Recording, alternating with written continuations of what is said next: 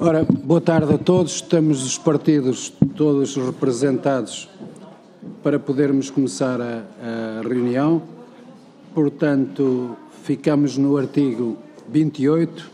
O Chega pede-me que junte o 28 e o 31, porque só ele é que tem propostas sobre os dois e, portanto, quero discutir os dois em conjunto, porque o 30 e o 32 é dia para a próxima. Não, 28 e 31.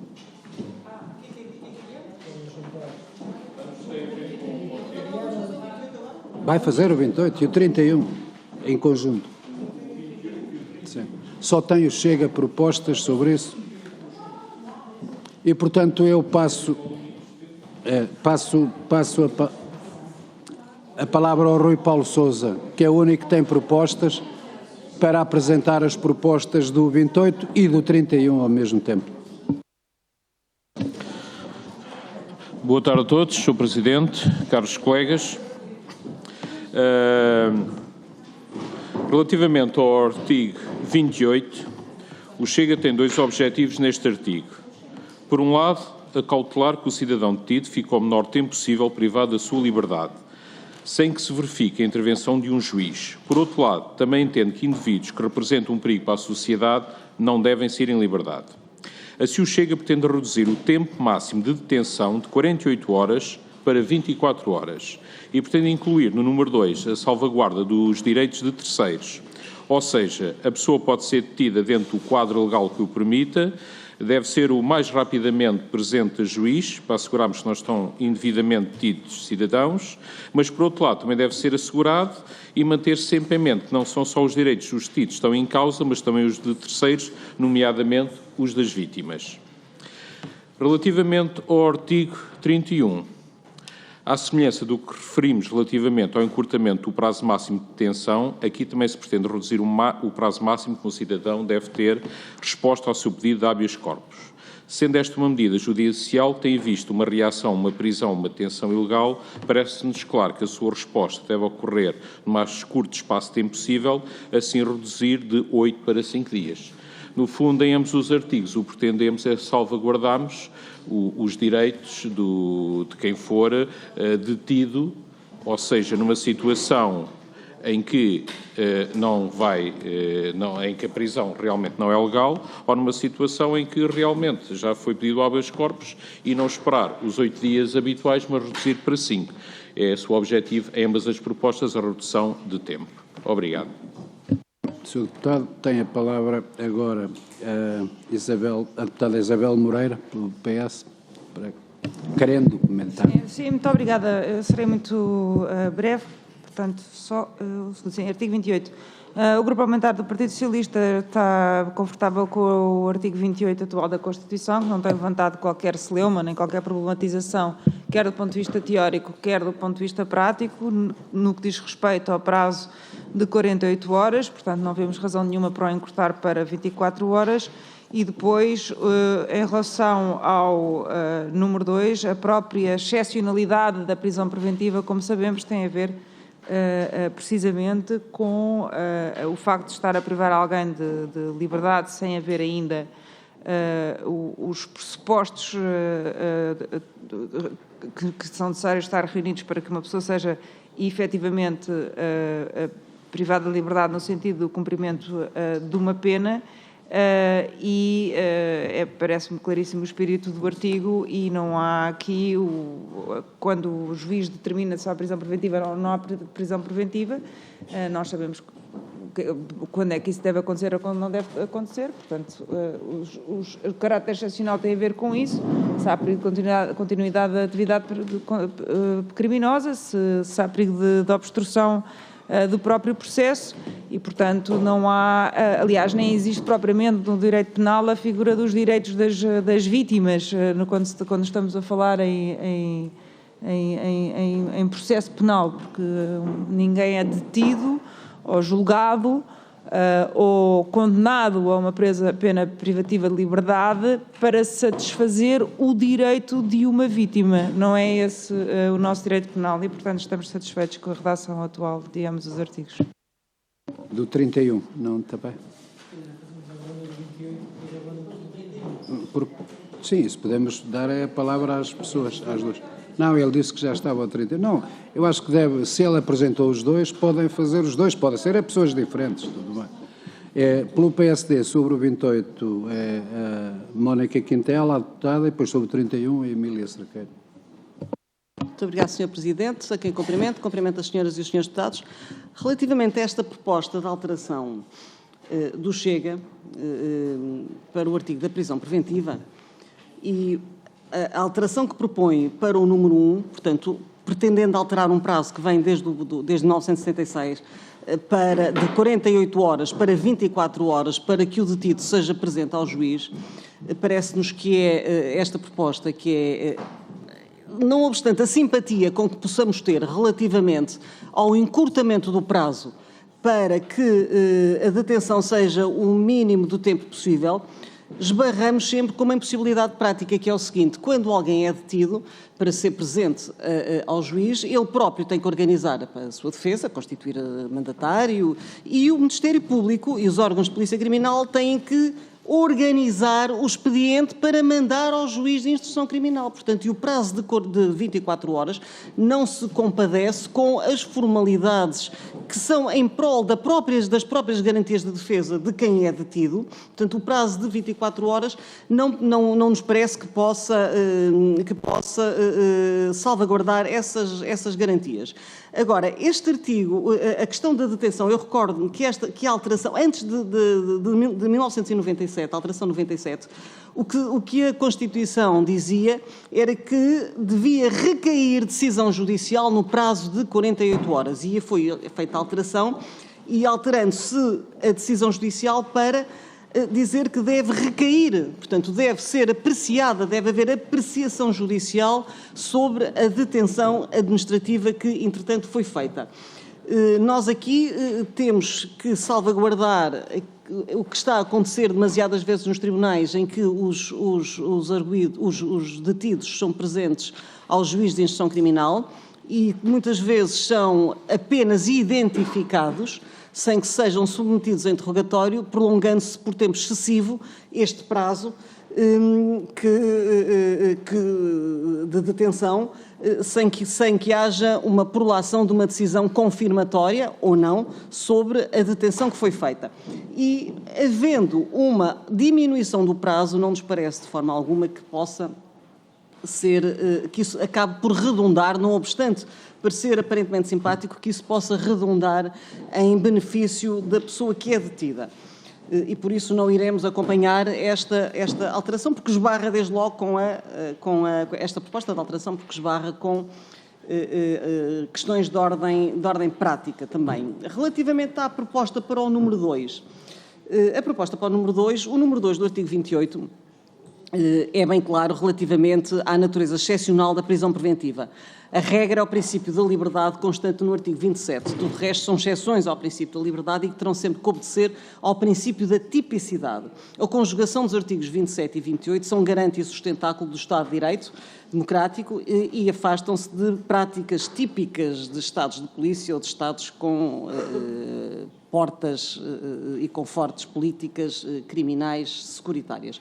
O Chega propõe aqui uma alteração que obriga a verificar o cumprimento dos objetivos de salvaguarda imprescindível dos direitos de terceiros. Bom, desde logo, se nós virmos o artigo 204, a conjugação dos artigos 202 e 204 do Código de Processo Penal, vemos que, para a aplicação em concreto da medida de coação de prisão preventiva, os perigos ali constantes têm que ser verificados em concreto, não é em abstrato. A aplicação de medida de coação é sempre em concreto e as medidas e aqueles perigos têm que se verificar no momento da detenção e não em momento posterior. E parece-nos que aquilo que o Chega pretende aqui calcular, que no fundo é o alarme social, ou seja, não identifica o que é que sejam os direitos de terceiros, não identificam. Podem ser os direitos das vítimas, sendo que as vítimas, enquanto sujeito processual, deveriam ser devidamente identificadas se fosse isso que pretendiam que fosse. E estão acauteladas nos perigos constantes no 204. Designadamente, o que se diz é que só pode ser aplicada a prisão preventiva se, em concreto, houver fuga ou perigo de fuga, perigo de perturbação do decurso do inquérito ou da instrução do processo, nomeadamente perigo para a aquisição, conservação ou veracidade da prova, e depois, em concreto, também os perigos em razão das circunstâncias do crime, razões de natureza pública, designadamente também de continuação da atividade criminosa ou perturbação grave, ou que perturbe gravemente a ordem ou a tranquilidades públicas. Portanto, a perturbação grave da ordem e da tranquilidade públicas parece-nos que, não temos dúvidas relativamente a tudo o que está, quer na doutrina, quer na jurisprudência, quer nos próprios estudos constitucionais, que salvaguardam todos os direitos de terceiros. Porquê? Porque uma medida de coação excepcionalíssima, como é a prisão preventiva, é exceção à regra da liberdade, só pode ser aplicada se em concreto aquela pessoa apresentar naquele concreto momento em que é detido, preencher os requisitos previstos no artigo 204 do Código de Processo Penal. Portanto, se não estiverem preenchidos esses requisitos, o Tribunal não pode, o juiz de instrução criminal não pode aplicar a prisão preventiva. Portanto, só em concreto. E por isso, não podemos, de forma alguma, acompanhar, e fica bem claro, acompanhar a proposta do número 2 do Chega para o artigo 28, porque como ela está, não só é despiciente e é desnecessária, mas como está redigida, porque diz assim, a prisão preventiva tem natureza excepcional.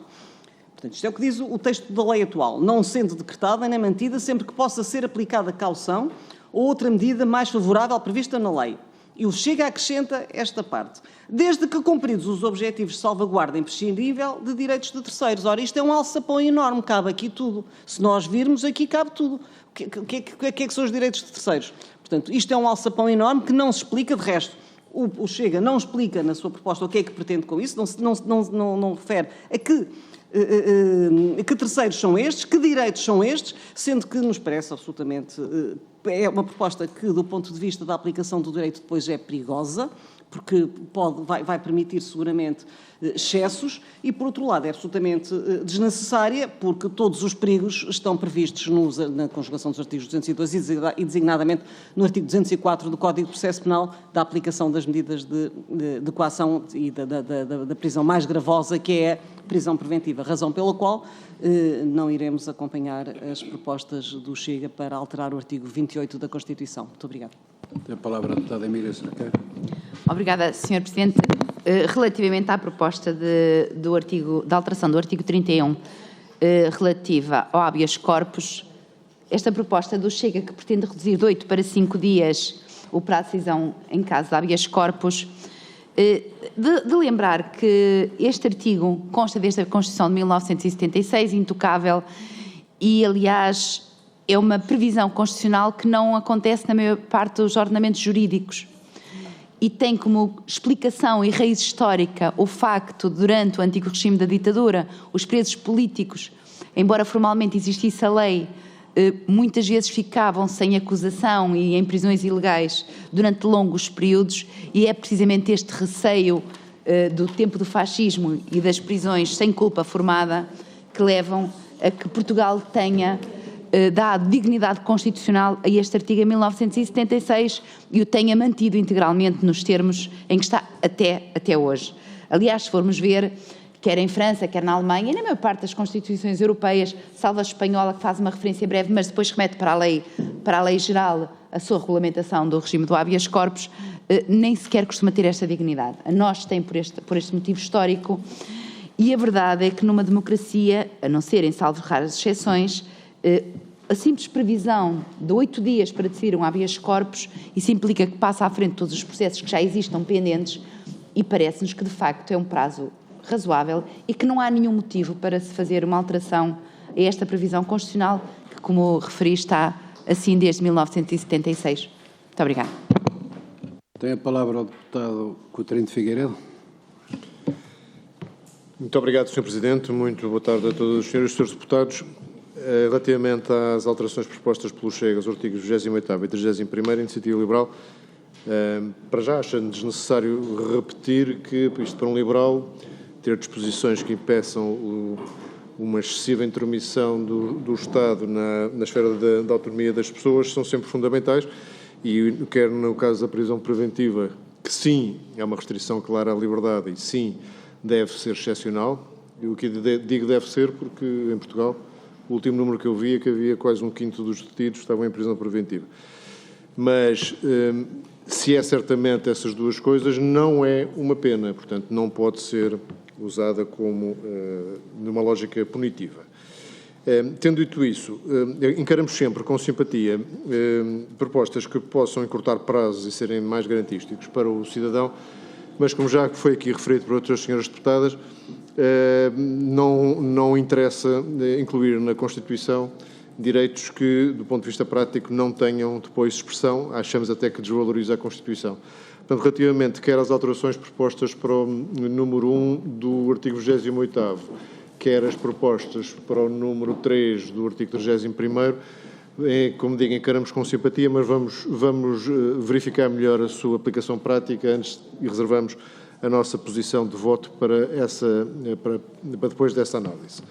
Já quanto ao inciso do número 2 do artigo 28º, acompanhamos a expressão da Sra. Deputada Mónica Quintela, que não percebemos para que é que o Chega quer introduzir aqui este inciso, não sabemos que salvaguarda está a ser acautelada, que direito se trata e a que terceiros é que se pode vir a referir. E achamos que mesmo que isso tivesse um conteúdo mais concreto, dificilmente acrescentaria à clareza com que já está prevista as exceções para a prisão preventiva já previstas quer na Constituição, quer na lei ordinária. Portanto, em relação a este inciso, iremos votar contra. Muito obrigado. Tem a palavra agora a deputada Alma Ribeira. Obrigada, Sr. Presidente. Não querendo também arrastar muito a discussão sobre este artigo e especificamente relativamente ao artigo 28 e ao número 2, realmente a própria Constituição refere a prisão preventiva como tendo de natureza excepcional, e quando se faz a avaliação da aplicação dessa medida, uma das razões é precisamente a de evitar a continuação da atividade criminosa e, portanto, proteger terceiros, seja lá quem for os terceiros, que também dava uma discussão interessante. E, portanto, entendemos que aquilo que hoje está na Constituição é perfeitamente válido, salvaguarda tanto os direitos de vítimas, como salvaguarda os direitos individuais e as garantias de quem é acusado. Obrigado. Tem a palavra o deputado Pedro Filipe Soares. Muito obrigado, Sr. Presidente. Sendo também curto e segmentando as propostas nas duas vertentes que já também serviram para a organização das intervenções anteriores, dizer sobre o número 2, que na verdade tenta densificar os casos de aplicação da prisão preventiva, acompanhar a incompreensão por um lado, por outro lado, a compreensão de que não altera muito o que está atualmente previsto e por isso parece-nos, do que nós conseguimos ter de alcance nesta norma legal, ela, acima de tudo, é vazia porque não acrescenta muito mais ao que atualmente existe. No entanto, não temos uma visão inócua sobre a aplicação da prisão preventiva, ela é aplicada de forma excessiva em Portugal e por isso claramente deveria ser revista a forma, não tanto como a lei a prevê, mas como a lei é aplicada pelos tribunais. Outra vertente em relação aos prazos, quer do habeas corpus, quer para a intervenção judicial para a deliberação sobre qual é a pena, a medida de coação ou a restituição à liberdade, eu vejo com simpatia tudo que é encurtar de prazos. Gosto da ideia. O problema, como foi referido anteriormente, é se encurtar prazos, na verdade, não leva ao incumprimento depois da Constituição na prática. E esse creio que é consequência do sentido atual que nós vemos na Justiça. Podíamos argumentar, bem, mas isso serviria para que a Constituição puxasse por uma maior eficiência na Justiça. O problema é que, infelizmente, vemos o contrário, é que depois serve para mais facilmente se constatar se a Constituição não é cumprida, então por que raio é que a Constituição prevê isto? E desse ponto de vista serve para desautorizar a Constituição. Creio que ganharíamos até à segunda leitura se houvesse alguma informação estatística para percebermos a dimensão da proposta, em que é que ela melhoraria ou não, e também a possibilidade da sua aplicação. Como disse, creio que nenhum de nós será contra uma redução de prazos per si. Pelo contrário, pelo menos a nós merece-nos esse anuimento. Temos preocupações sobre a sua aplicação prática. Muito obrigado, Sr. Deputado. Passo agora a palavra ao deputado Rui Tavares, do LIVRE. Muito obrigado, Sr. Presidente, e boa tarde a todas e a todos. Em relação ao artigo 28º, número 2, nós acreditamos que já está implícita na excepcionalidade da prisão preventiva a ideia de que ela só se deve aplicar precisamente para salvaguardar direitos de terceiros, e que isso também faz parte enfim, de forma global, da arquitetura de direitos que está, essa já explícita na Constituição, e portanto, achamos que é redundante e que não é necessário aprovar. Em relação à diminuição de prazos, tanto no 28º número 1º como em relação ao habeas corpus, nós também vemos com simpatia o encurtamento de prazos aqui, mas precisamos de mais informação e, portanto, quer nas respostas que receberemos, nos contributos que tivermos para este processo de revisão constitucional, quer nas audições que viermos a ter, enfim, tomaremos uma posição definitiva, mas em princípio não inviabilizaremos estas alterações. Muito obrigado. Muito obrigado também. Dou agora a palavra ao Chega para, se quiser, responder a algumas das questões levantadas. Obrigado, Sr. Presidente. Para já quero agradecer os contributos e as intervenções de todos os grupos parlamentares. Relativamente, obviamente, com o número 2 do artigo 28, tem um pouco a ver com a alteração do próprio artigo número 1, porque quando estamos a falar em alterar de 48 para 24 horas, portanto, a prisão preventiva, ao mesmo tempo temos de salvaguardar as vítimas envolvidas. Se houver vítimas, no caso de um crime, imaginemos, é detido alguém em prisão preventiva por violência doméstica ou algo desse género, temos que salvaguardar, nesse caso, a vítima, e 24 horas aí poderá não ser realmente o suficiente para essa salvaguarda, de maneira que é uma exceção à própria detenção num espaço tão curto. É óbvio que, e também o próprio alarme social, em algumas situações que acontecem, de crimes especialmente violentos, em que poderá não haver um motivo logo ou um indício que leve a deter realmente o suposto culpado e que seja liberto ao fim dessas tais 24 horas, e então iria causar, obviamente, dano e alarme social.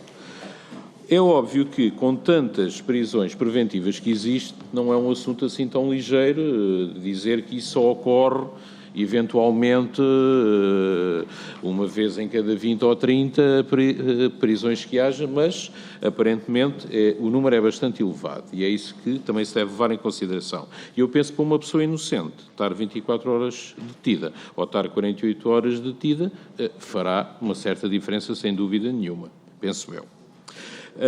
Relativamente ao habeas corpus, no fundo estamos a falar da mesma situação, ainda mais grave, porque estamos a falar de uma medida judicial que normalmente tem a ver, essencialmente, com uma prisão ilegal. Estar 5 dias detido ou 8 dias detido, num caso desses, eu penso também faz uma grande diferença para quem está preso. Portanto, aplica-se, no fundo, a mesma ideia. Dizer que a Justiça não acompanha ou não tem tempo, isso é relativo. A Justiça quer sempre mais tempo e, neste momento, os prazos nunca são cumpridos, na maior parte dos casos, os processos arrastam-se, portanto, também me parece que é uma justificação que é sempre um pouco relativa. Obrigado. Bem, eu vou passar, se algum dos partidos quiser falar agora na outra ronda, não sei se o PS quer, não? Então, Mónica Quintana. Obrigado, Sr. Presidente. Só para referir aqui uma coisa, o número 1, portanto, reconhecer a bondade do prazo diminuto de diminuir para 24 horas, reconhecendo esta bondade, foi o que eu disse na primeira intervenção, debatemos com uma implicação prática, que é: não é possível, em 24 horas, na esmagadora maioria das vezes, não é possível cumprir esse prazo. E então vai acontecer que o detido é presente ao juiz e depois fica à espera que seja instruído todo o processo para que recaia uma apreciação sobre ele. E, como disse o Sr. Deputado, e que de resto era aquilo que nos parece óbvio da leitura da proposta, da conjugação da proposta do número 1 para o número 2, é que querem dar com o número 1 e aquilo que retiram com o número 2. Portanto, ficando claro que simpatizamos com a diminuição do prazo de 24 horas, mas atenta quer à prática do forense, quer à conjugação com o número 2, não podemos de forma alguma acompanhar. Muito obrigado. Sobre este ponto, passamos ao 33A, que é... Não, o 30 e o 32, Não, Sr. Presidente, não. O 32, sim, o 31 e 33 é que não. Não, tinha-me pedido que o 30... Não, peço desculpa, o 30 não. E o 32 também o 32 não, mas há o 31. Não, o 31 foi agora, foi junto, peço desculpa. 28 e 31. Não, o 28 e o 31, o Sr. Deputado pediu para ser em conjunto. Tem razão. Pois é o 34. Portanto, passamos ao... Está certo. Passamos ao 33A, porque só discutimos o 33. 33A, que tem uma proposta da Iniciativa Liberal. E, portanto, neste sentido, eu passava a palavra ao deputado Coutinho de Figueiredo para o 33A. Muito obrigado, Sr. Presidente. Antes de apresentar a nossa proposta de um novo artigo 33A, ou de uma relocalização de um artigo já existente, melhor dito, só para confirmar, saltamos o artigo 30º e 32º. Muito bem. Bom, relativamente à nossa proposta do artigo 33A, ela constitui na prática a passagem do atual artigo 62º, que está no título 3º da Constituição, que é o título dos direitos e deveres económicos, sociais e culturais, e passá-la integral no título 2º, referente aos direitos, liberdades e garantias. E há um conjunto de razões para fazermos esta proposta, que vão desde de razões de índole prática, razões de índole jurisprudencial e até razões de índole histórica. Começando pelas práticas, o entendimento que o Tribunal Constitucional tem tido e que consta do próprio artigo 17º da Constituição já trata um conjunto de outros artigos, incluindo este artigo 62º, como sendo abrangidos pelo regime que se aplica aos direitos, liberdades e garantias. Portanto, na prática, assumindo que a sua arrumação inicial não era correta. E mesmo em acórdãos posteriores, cito, por exemplo, o Acórdão 421 de 2009, pode-se ler que, por exemplo, e cito, a dimensão de defesa deste direito, o direito à propriedade a que ele se refere, é essencial no plano individual da defesa contra as investidas arbitrárias dos poderes públicos no património de cada um.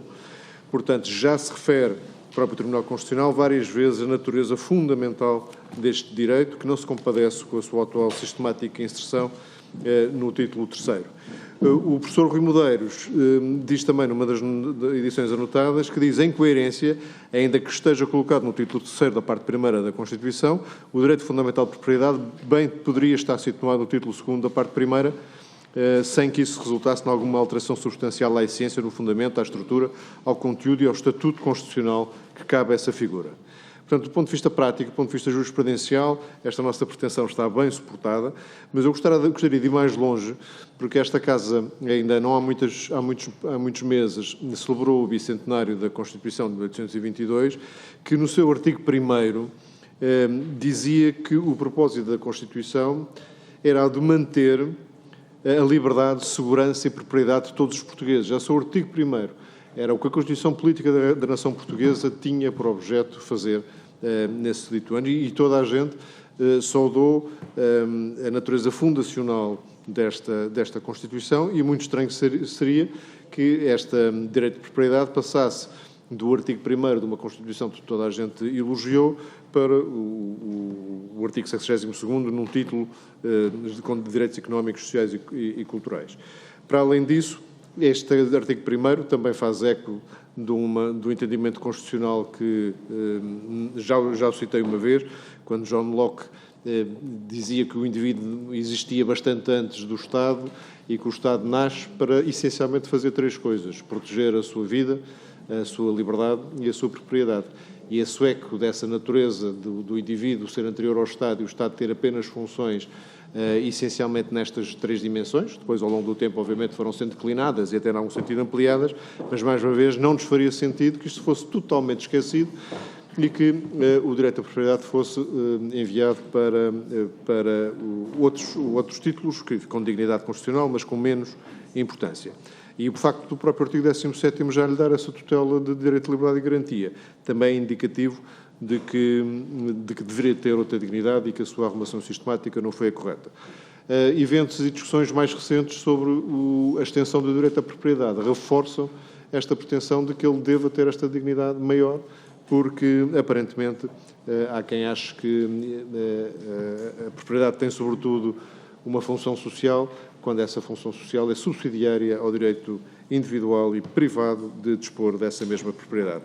E, portanto, por este conjunto de motivos, propomos a deslocação do artigo 62º para uma posição entre o 33º e o 34º, para depois para renumerar propriamente. A inserção entre estes 2 artigos também não é arbitrária, mas vou-vos poupar a hierarquia de direitos que aqui estão no título 2º, porque acho que se compreende quando se olha para aqueles que ficariam antes e ficariam depois do direito à propriedade. Muito obrigado. Muito obrigado também. Passava a palavra à deputada Isabel Moreira sobre esta alteração do IEL. Muito obrigada, Sr. Presidente.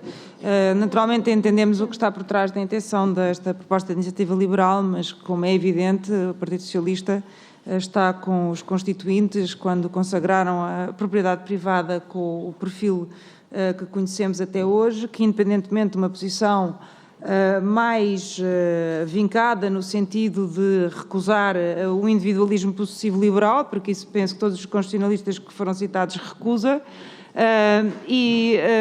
considerando-se ou não que tem uma ligação direta à dignidade da pessoa humana, à liberdade e às dignidades pessoais.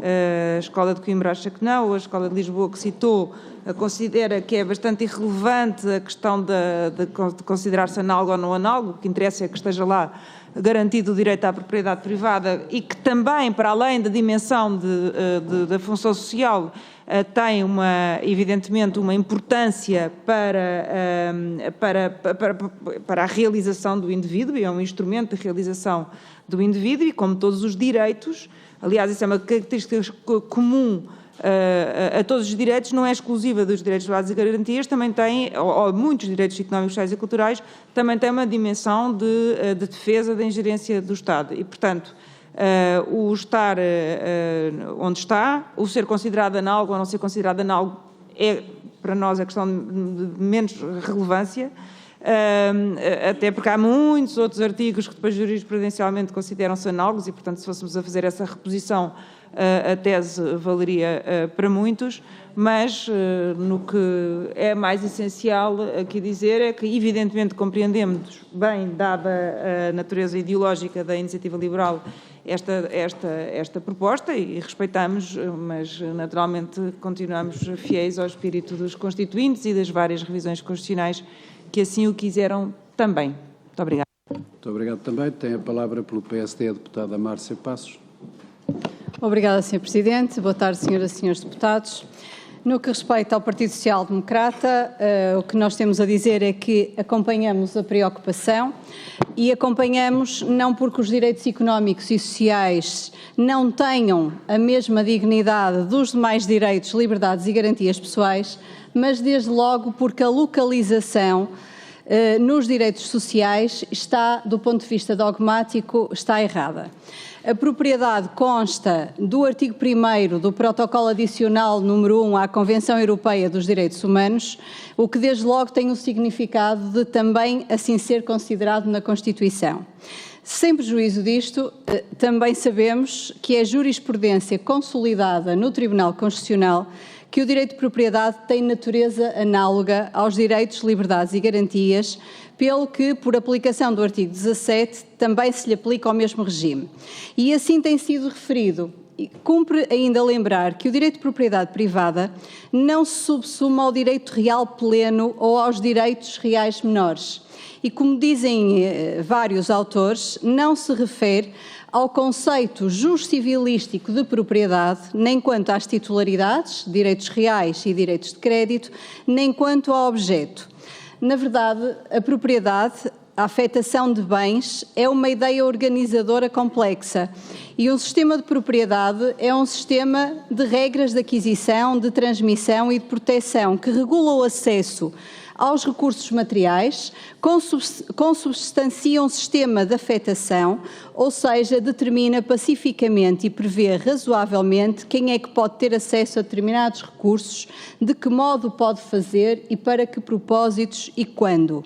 E neste sentido vão algumas autoras, Maria Lúcia Amaral, por exemplo, e Sandra Passinhas. E ainda permitam-me citar uma outra autora, que é Margaret Jane Radin, que num texto sobre o tema, sobre a propriedade e a personalidade, diz o seguinte: a premissa subjacente à teoria da propriedade para a personalidade é de que o indivíduo, para o seu autodesenvolvimento, para se construir enquanto pessoa, precisa de domínio sobre recurso no mundo exterior. A teoria da personalidade parte da assunção de que a pessoa tem objetos que sente como se fizessem parte dela própria, objetos através dos quais cada um se constitui enquanto entidade pessoal. Logo, objetos tão diversos quanto diversas são as pessoas. O exemplo, uma aliança de casamento, um bem recebido em sucessão, enfim, meras fotografias, tão só são exemplos disso. Daí que, no seguimento desta exposição e daquilo que também é defendido por vários autores, ainda entre eles Capelo de Sousa e Orlando de Carvalho, o Partido Social Democrata tem simpatia por esta posição e por esta proposta que foi apresentada pela Iniciativa Liberal. Muito obrigada. Muito obrigado também. Tem a palavra agora, se o entenderem, como é o deputado Rui Paulo Sousa, do Chega. Obrigado, Sr. Presidente. Nesta proposta, a Iniciativa Liberal apenas pretende uma alteração sistemática. Portanto, pretende retirar este artigo, cuja redação é ipsis verbis a atual do artigo 62, constante no título 3, relativo aos direitos e deveres económicos, sociais e culturais. Capítulo 1, relativo aos direitos e deveres económicos, e passar para o título 2, relativo aos direitos, liberdades e garantias. Capítulo 1, que enquadra os direitos ali previstos como direitos, liberdades e garantias pessoais. Em suma, pretende-se deixe de ser um direito fundamental de natureza análoga e, segundo Oliveira Ascensão, ao lado da liberdade de iniciativa, o direito de propriedade constitui um dos mais notáveis direitos fundamentais de natureza análoga aos direitos, liberdades e garantias, ao qual, de resto, a Constituição, por ser hoje particularmente sensível, levando a proteção da propriedade a um nível superior ao da média dos países em situação semelhante. E, apesar de percebermos o objetivo e de também estarmos de acordo quanto à importância do direito de propriedade privada, o que é fato é que esta alteração não tem um caráter meramente simbólico. Tem mesmo a possibilidade de impactar fortemente em projetos judiciais que digam respeito, por exemplo, às expropriações. E, uma vez mais, reconhecendo a importância da propriedade privada, não podemos esquecer que há outros direitos também em causa. As exigências do urbanismo e do ordenamento do território, bem como a defesa e fruição do ambiente e do património cultural, podendo levar a uma compressão do direito de propriedade, e por isso é que temos que assegurar que sempre que exista qualquer tipo de limitação, tem que ser devidamente justificado e implicar a devida compensação ao proprietário. Obrigado. Tem a palavra agora a deputada Alma Ribeiro. Muito obrigada. A vantagem de falar já depois de alguns partidos também nos permite, de alguma forma, recolher aqueles que são os melhores e os piores, na nossa opinião, claro, argumentos sobre cada proposta. E realmente a única razão de ser desta alteração é passar do título dos direitos, liberdades e garantias para o título 3, direitos e deveres económicos, sociais e culturais. Portanto, o direito de propriedade não é um direito fundamental, portanto, não tem a força jurídica que lhe daria o artigo 18. E se assim fosse, o direito de propriedade ficaria blindado contra qualquer restrição imposta por motivos de ordem social ou de utilidade pública. Portanto, acabava-se a ideia de função social da propriedade ou sequer de responsabilidade social dos proprietários. E nós entendemos que não é isso que o nosso país precisa.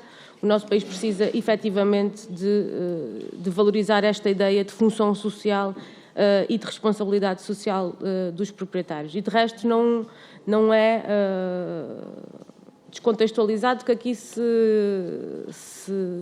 invoca a Constituição de 1822. De facto, dar essa dignidade ao direito de propriedade na Constituição de 1822 fazia sentido naquela altura, quando estávamos a discutir a separação de poderes, quando tínhamos reis e rainhas em Portugal, quando, enfim, entretanto fizemos uma revolução com o objetivo de atingir a igualdade e o mundo evoluiu e já não estamos nesse patamar. É natural que aquela que era a elite e as classes que detinham o poder naquele momento o inscrevessem, não é natural que nós estejamos a querer repristinar a mesma lógica em 2023, quando precisamos de alcançar melhores níveis de desenvolvimento social e de igualdade social. Muito obrigado. Tem a palavra o deputado Pedro Filipe Soares. Muito obrigado, Sr. Presidente.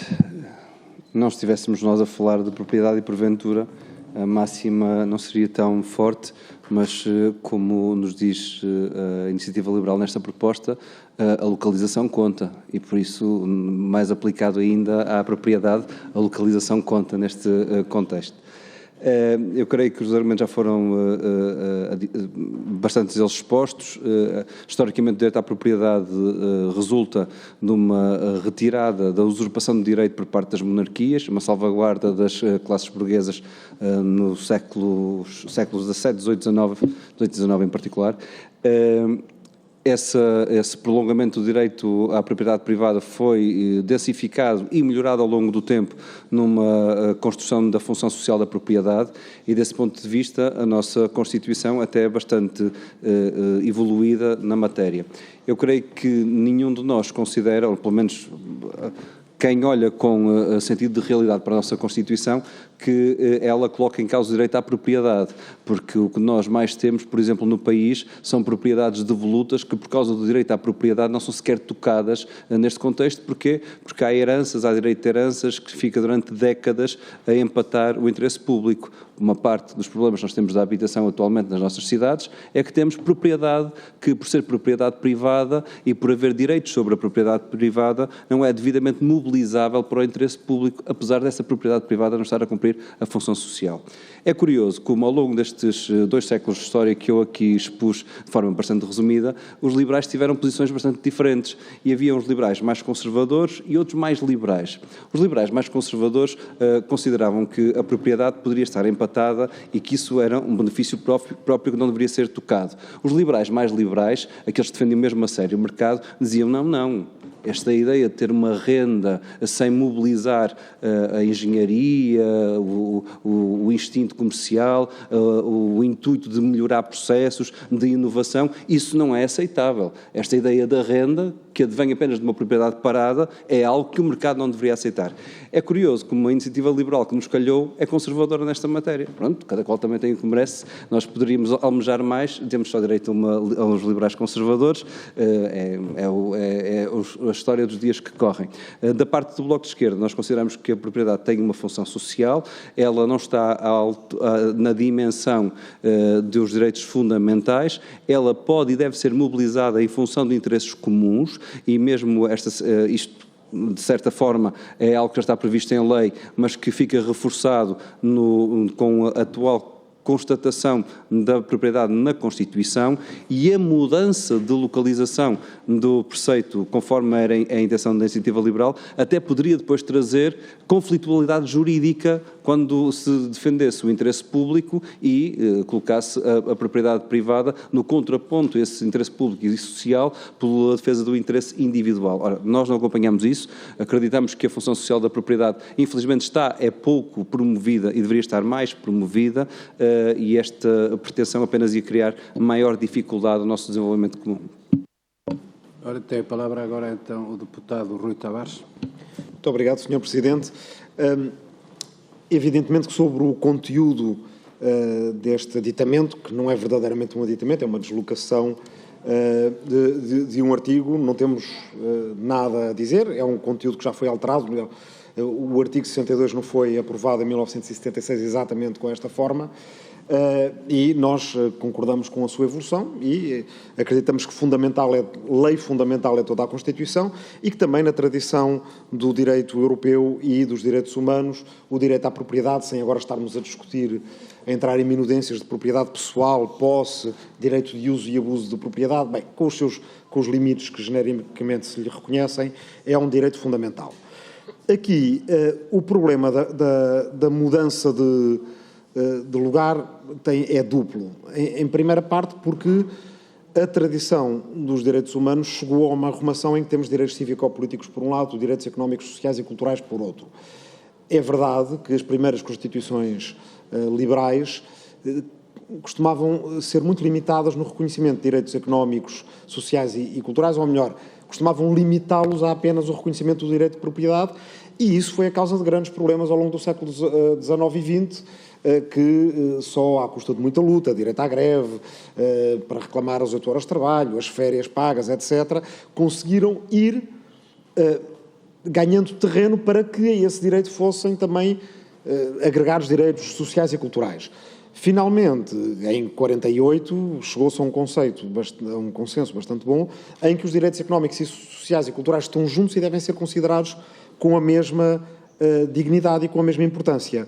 E para ilustrar este ponto, queria só, há pouco, o deputado João Coutinho de Figueiredo, quando disse que, já no fim da sua exposição, e também não sei se era, enfim, quer dizer, intencional ou se trata de uma expressão que de alguma forma quer rever, porque disse que ao estar na sua localização atual estaria ao pé de artigos menos importantes. E provavelmente não, quer dizer, usou essa expressão, eu notei isso na altura, acredito que não o queira dizer dessa forma, mas de qualquer forma permite-me usar essa expressão para ilustrar um ponto. O direito ao trabalho, artigo 58, não é menos importante. O direito à retribuição justa do trabalho não é menos importante. O direito às férias, ao lazer, não é menos importante. E por aí afora, em todos os direitos económicos, sociais e culturais, não é menos importante o direito à segurança social, não é menos importante o direito a condições de habitabilidade, não é menos importante o direito à iniciativa privada. Portanto, de certa forma, ao considerarmos que destes todos, só um merece ser promovido, por assim dizer, a uma espécie de primeira liga, que na verdade não é primeira liga, não estaríamos nós, ao contrário, a permitir que se apocassem todos os outros direitos que iam ficar ali, coitadinhos, nos seus artigos 58, 59, 61, 63 e por aí afora. Parece-me que, até agora, como tem estado, eles têm permitido, de facto, a defesa constitucional do direito à propriedade privada.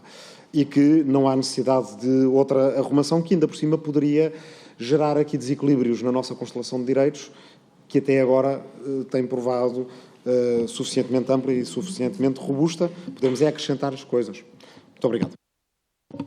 Dou a palavra agora ao deputado Coutinho de Figueiredo. Obrigado, Sr. Presidente. Esta ronda de contributos mostra bem a importância de fazermos esta discussão, porque ela podia-se resumir da seguinte maneira: quem quer manter este artigo no sítio onde está, falo por questões ideológicas; quem o quer deslocar, falo por questões ideológicas. Agora, as questões ideológicas não são manias, não são obsessões, não são coisas imutáveis, são convicções que têm a ver com a forma como gostamos de organizar a nossa sociedade. E relativamente aos argumentos que foram aduzidos, eu já volto a esta ideia inicial depois no fim. Isto é uma resposta em parte ao que disse a deputada Isabel Moreira, que usa um argumento que eu acho fraquinho, Sra. Deputada, que é o argumento de eu estou com os nossos deputados constituintes, porque é um argumento que há de ter um fim. Nós não vamos... Sim, estamos com os nossos deputados constituintes. Disse, até o referiu 2 vezes. E houve revisões, evidentemente, isso prova que também não é um estar absoluto, não há de ser sempre assim, e mesmo nestas matérias mais estruturais, daqui a 100 anos é um argumento que não vai valer, e podemos discutir se é daqui a 100, se é daqui a 90, se é daqui a 50, se é hoje. E acho que a discussão tem que ser tida porque nem tudo o que os constituintes fizeram, e fizeram em tempos que também temos que admitir que não eram propriamente os mais serenos do ponto de vista do debate político-constitucional. Fizemos a Constituição num ano, mal seria se ela tivesse sido perfeita à primeira e com as revisões que, entretanto, já teve. Portanto, sim, vale a pena fazer essa discussão. O argumento do respeito pelos constituintes há de ter um limite, uma validade. O PCP faz uma coisa que é uma espécie de elogio encapotado, porque faz uma caricatura das minhas posições para tentar derrotá-las, o que significa que se cingisse ao que eu disse, não tinha nada para rebater. Quando diz que eu quero manter a Constituição de 1822, é só por caricatura. Foi, porque faz um paralelo do que eu estou a tentar fazer aqui com esta deslocação e a intenção dos constituintes de 1822. O que eu disse, e repito aqui, é que não faria sentido que uma coisa que é fundacional do nosso Estado de Direito e da separação de poderes e da democracia liberal passasse do primeiro artigo para um título terceiro da Constituição. Diz, fizemos em 75, mais uma vez digo, em 75 também não é, tal como a de 1822, não é imutável nesse sentido, e a evolução não só da importância, mas até do escopo do direito à propriedade é óbvia, e nós, na Iniciativa Liberal, subscrevemos-la, mas isso também se há de passar com a Constituição de 76. E depois diz que, ao passá-la para o título segundo, para a parte primeira de direitos e liberdades e garantias pessoais, se transforma em direito absoluto, tornava impossível qualquer outra utilidade da propriedade. Sr. Deputada, não há direitos absolutos. E se formos ler os outros direitos que estão neste artigo, digamos lá, se não há direitos à liberdade de associação, se não há limites à liberdade de associação, se não há limites até aos direitos de antena ou à regulação da comunicação social, todos estes direitos e liberdades estão neste capítulo 1º do título 2º, e todos eles têm limitações por razões sociais ou por outras. O Bloco de Esquerda, e eu agradeço, tenta dar uma lição do que é ser verdadeiramente liberal, agradeço, vou pensar muito, mas não é certamente o exemplo, não, usou até a expressão deliciosa que é o liberal-liberal, o verdadeiro, aquele que o Bloco sabe e que qualquer dia me dá um certificado. Mas, independentemente de eu valorizar ou poder haver mesmo emoldurar o certificado, o exemplo que dá não cola muito, porque diz que os tais liberais conservadores, do qual eu seria um grande exemplo, vivem muito bem com propriedades de lutas das quais oferam rendas. Das duas, uma, o Estado de luta ou oferece rendas, não é? Portanto, viver dos rendimentos vivendo da propriedade, ela ou está a render e tem, por aí, pelo menos só por aí, já tem uma função social, para além do rendimento que dá ao proprietário, que não é o que eu estou a tentar defender. Eu estou a tentar defender é a liberdade do proprietário fazer o que quiser da sua propriedade, dentro dos limites que já existem de interesse público, que nós, obviamente, reconhecemos também. O deputado Rui Tavares dá uma oportunidade de esclarecer, quando eu falei de direitos mais importantes, não me referia tanto aos que estavam no capítulo 1º do título 3º, os direitos e deveres económicos, não tanto a estes, mas uma coisa que temos que reconhecer que existe, que é uma hierarquia de direitos. Acho que quando estivermos a discutir direitos de propriedade, e se por acaso coincidíssemos, estamos a falar com direitos de antena, por exemplo, há de reconhecer que há uma importância distinta, e é dos direitos e liberdades que estão no título 2º que eu me estava a referir, e não tanto aos terceiros. Portanto, resumindo tudo isto, a discussão interessa. O PS, ao manifestar já a sua posição de oposição, vai obviamente chumbar esta proposta, não é uma enorme surpresa, embora alguns dos PS do passado podiam ter esta discussão um bocadinho de forma diferente, mas talvez lá voltemos.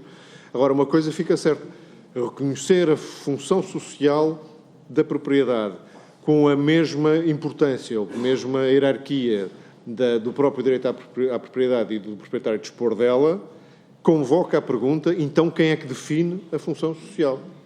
E temos terceiros, o Estado é uma palavra bonita, mas são terceiros dentro do Estado, a definir funções sociais, destinos, utilizações e direitos de usufruto de propriedades que o Estado não fez, não esteve na origem da sua criação, digamos assim, da sua obtenção.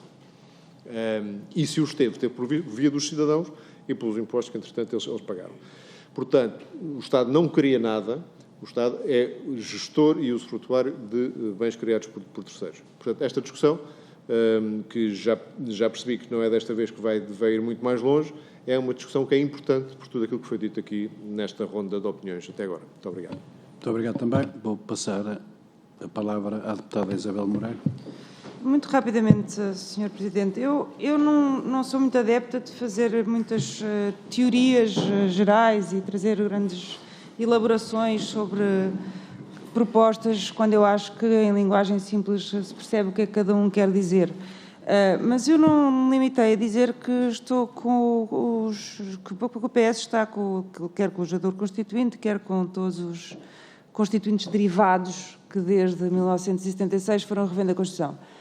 Estamos neste sentido. Para nós só faz sentido alterar, desculpem o pleonasmo, alterar a sistemática de um artigo se tem havido um problema com a colocação sistemática desse artigo. Ora, como eu referi há pouco, quer aderindo a uma escola mais vincada no sentido da recusa do individualismo possessivo da propriedade, de não lhe reconhecer ou nem sequer sublinhar muito a realização que o indivíduo tem através da propriedade, quer ainda indo a uma outra escola, como a do professor Rui Medeiros e a do professor Jorge Miranda, que também com a primeira escola, reconhecendo naturalmente a função social da propriedade, que depois vem sendo densificada jurisprudencialmente desde 1976, e até antes, porque esta questão da função social da propriedade é uma linha que começa no século XIX, mostrando porque é que o Estado deve, no fundo, poder restringir aquilo que se chamava na altura o poder soberano sobre a propriedade privada.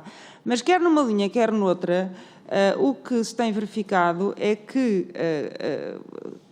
quer pelo reconhecimento da analogia via artigo 17, quer pela própria configuração do direito de propriedade privada, tal como ele está na Constituição, não tem havido falta de proteção do direito de propriedade, quer numa concepção, quer noutra, nem tem havido obstáculos àquilo que deve ser a liberdade de conformação do legislador, por opções, por vezes, mais função social da propriedade, por outras vezes numa visão mais restritiva disso mesmo, e só quando se atinge limites intransponíveis é que há uma declaração de inconstitucionalidade. E mesmo o Tribunal de Justiça das Comunidades Europeias, por exemplo, em relação a direitos de crédito, quando foi a resolução do BES, por exemplo, sendo também eles considerados direito de propriedade privada, foi muito vincado no sentido de dizer a importância que tinha o poder-se restringir esses mesmos direitos creditícios para satisfazer o bem geral. Portanto,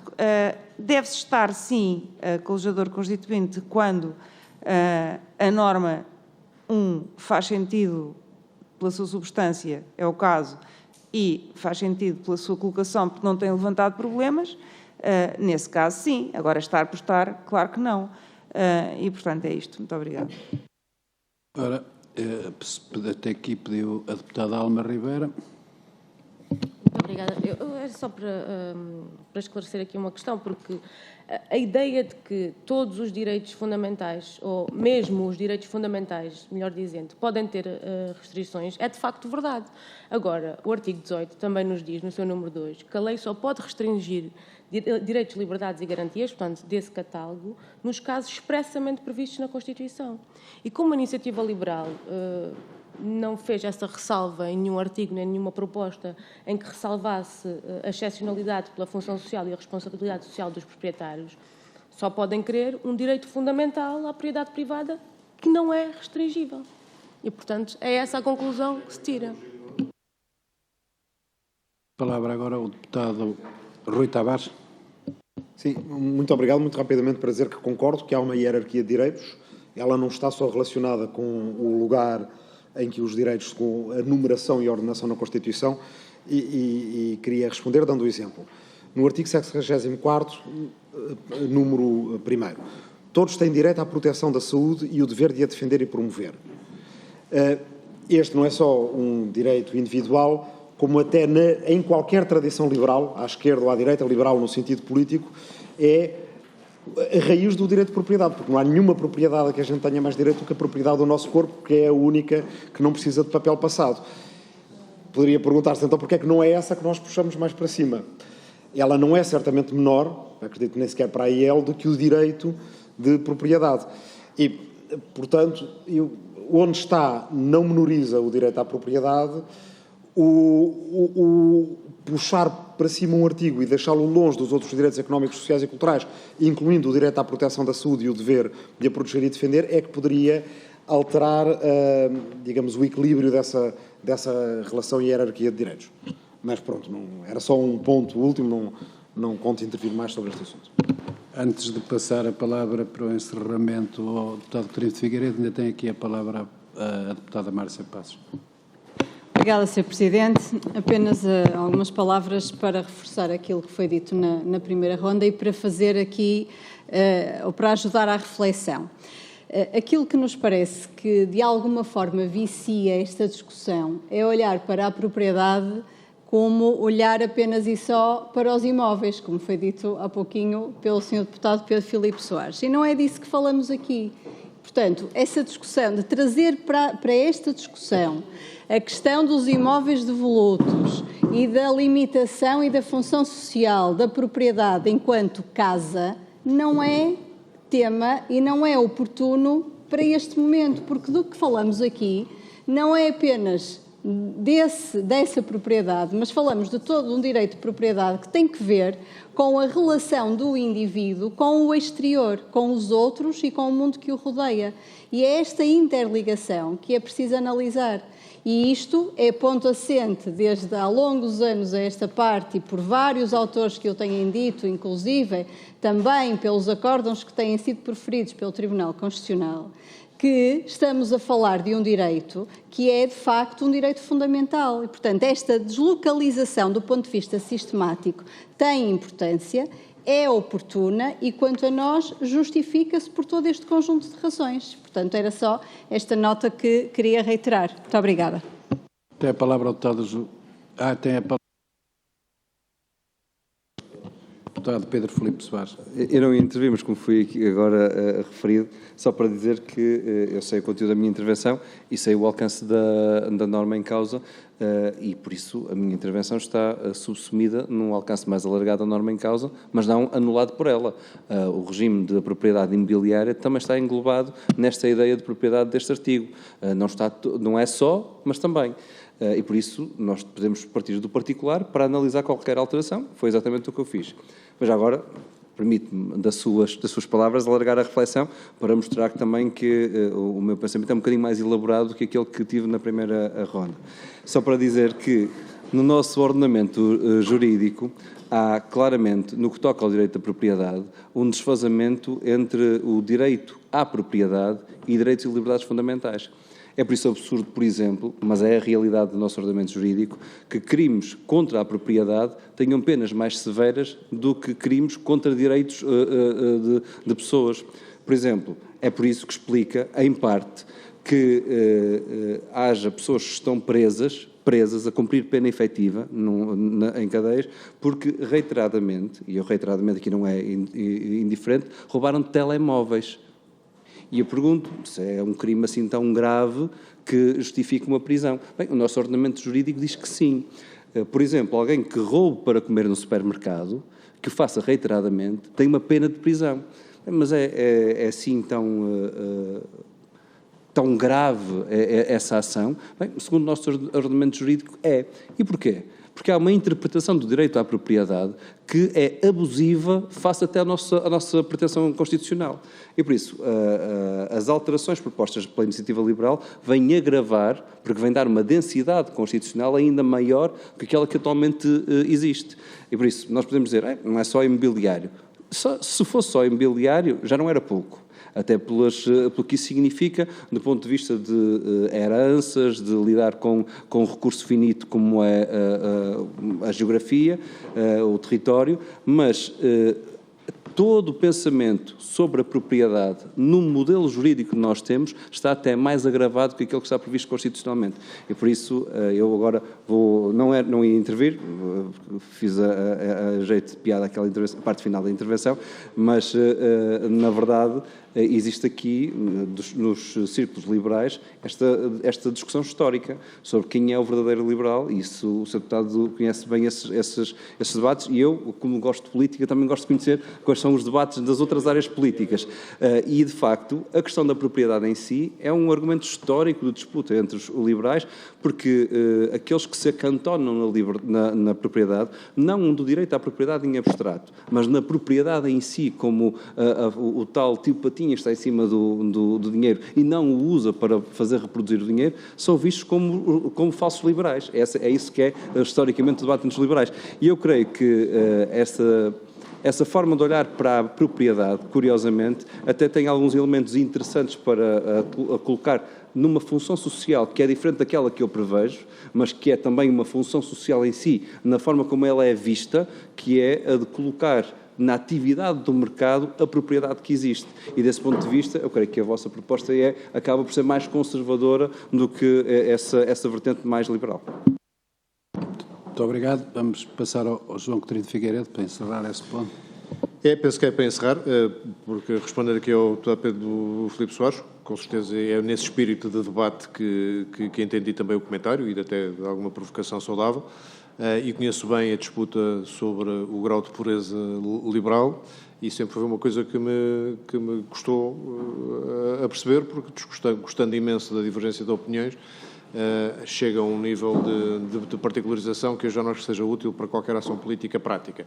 Mas gosto dessa discussão, reconheço que ela existe, não me parece que nos tempos mais recentes tenha sido sobre a função social da propriedade e o Estatuto do Direito à Propriedade, que essas divergências ou discussões mais tenham feito sentido. Mas aprecio essa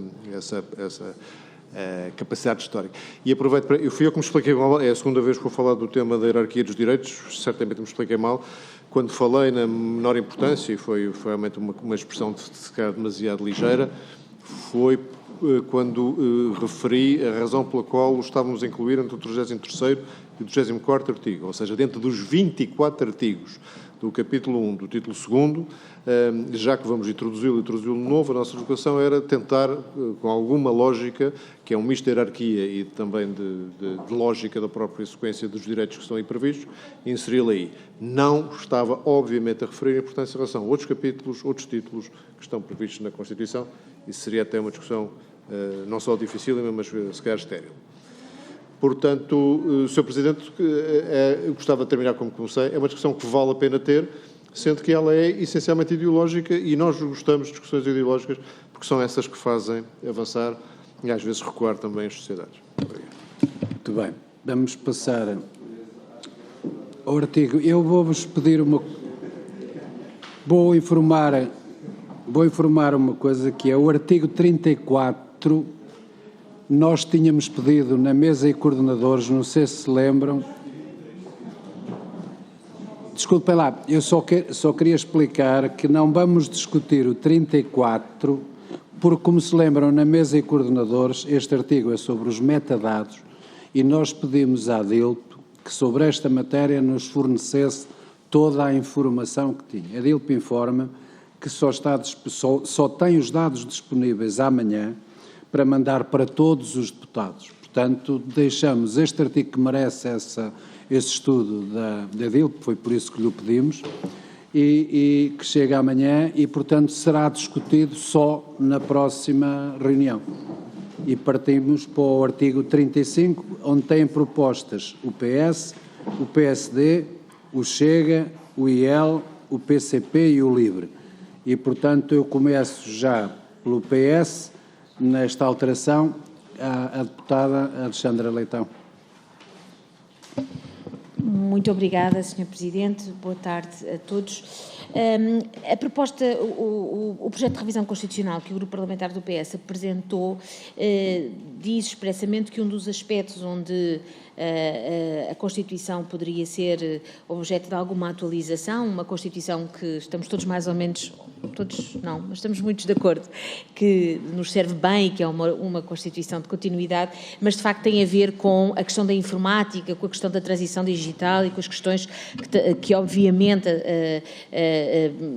conhecem um desenvolvimento muito célere nos últimos tempos.